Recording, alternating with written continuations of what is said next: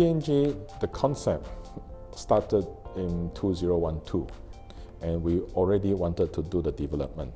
But before the development start, we need to make sure we have the necessary licenses and permission from the regulators that we can launch the service. So it took us almost 2 years to speak to the regulators, brief them on what we want to do, and finally get a letter of confirmation from the licensing department that whatever we want to do is lawful and is legit. 19 months ago, we've been growing with 0 customer, started with 0 customer and 0 merchant. Today, we transact, last month, the latest transaction volume, we exceeded 700 million Hong Kong. And that was considered tremendous growth. Our users started from 0 to more than close to 630,000 users.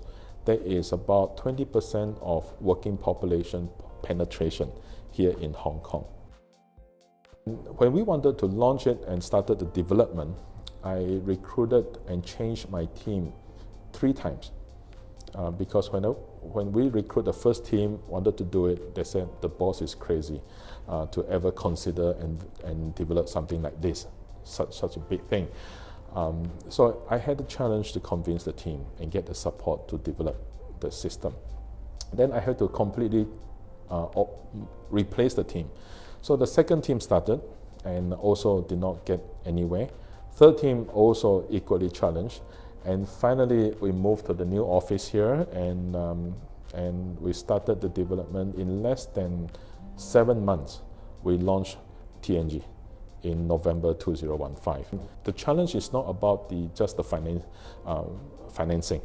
Yeah, we need to make sure we have enough money to start the development, and then the capitalization. And then we had to meet a lot of assessment and the compliances as set out by the regulators.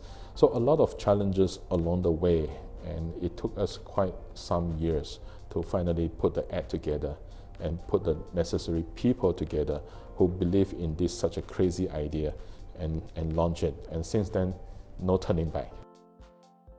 All this while, since we started, we wanted to raise money. It wasn't easy. People thought this is a crazy idea. And before we got our license in August 2016, which is exactly 1 year ago, no investor wanted to invest in us. We couldn't raise any money. We had to bootstrap ourselves. I myself put in almost 200 million Hong Kong of my personal money to sustain the business. And after we got our license in August 2016, for the last 1 year, we focused very much on developing the business, and we grow more than 385 times in the last 12 months. And to the point, the investor came back and said, well, now that you got the license, let's show us your number and how much profit are you making. We attracted attention from overseas investor, not from Hong Kong, actually from overseas investor, who already in the past invested in fintech companies around the world, and they know the challenges we are facing, and the result we have demonstrated is quite incredible. We never ask ourselves when we will become a unicorn. I guess investors are always very interested to know. I still do the same thing. Basically, we wanted to focus in building the business.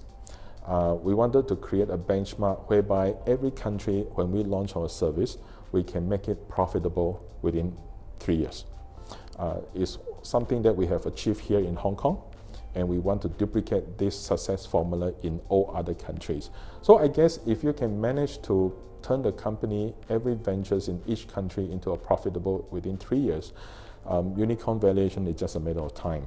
So concentration is not about how high valuation we want to ask and how much we can get, but it's how much value we can create from the existing business operations.